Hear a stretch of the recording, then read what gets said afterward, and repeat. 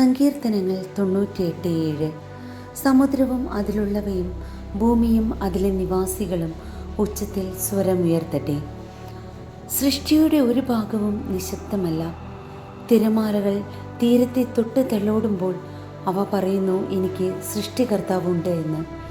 പക്ഷികൾ രാവിലെ പാടുമ്പോൾ അവർ പ്രഖ്യാപിക്കുകയാണ് തൻ്റെ ജീവിതം ദൈവത്തിൻ്റെ സമ്മാനമാണെന്ന്.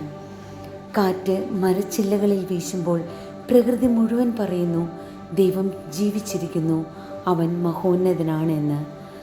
ദൈവം മനുഷ്യരെ മാത്രമല്ല, ഭൂമിയിലെ ഏത് സൃഷ്ടിയെയും തൻ്റെ മഹത്വത്തിൻ്റെ ഒരു ഭാഗമാക്കി സൃഷ്ടിച്ചു. അതുകൊണ്ട് സൃഷ്ടിയിലെ ഓരോ ചലനവും ഓരോ ശബ്ദവും ദൈവത്തെ സ്തുതിക്കുന്ന സംഗീതമാണ്. എന്നാൽ ദൈവം നമുക്ക് നൽകിയിരിക്കുന്ന ഉത്തരവാദിത്തങ്ങളുണ്ട്. നമ്മുടെ ജീവിതം തന്നെ ഒരു സ്തുതിഗാനമാക്കുക എന്നതാണ് അവിടുന്ന് നമ്മെ ഏൽപ്പിച്ചിരിക്കുന്ന ഉത്തരവാദിത്തം.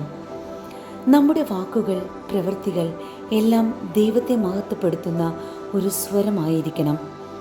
സമുദ്രം തിരകളിലൂടെയും പക്ഷികൾ പാട്ടിലൂടെയും ഭൂമി തൻ്റെ മഹത്വത്തിലൂടെയും ദൈവത്തെ സ്തുതിക്കുന്നു.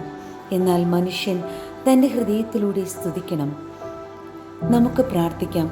കർത്താവേ, സൃഷ്ടിയുടെ ഓരോ ഭാഗവും നിന്നെ മഹത്വപ്പെടുത്തുന്നത് പോലെ എൻ്റെ ജീവിതവും എൻ്റെ വാക്കുകളും എൻ്റെ പ്രവൃത്തികളും നിന്നെ സ്തുതിക്കുന്ന ഒരു സ്വരമായി മാറുവാൻ എന്നെ സഹായിക്കണമേ.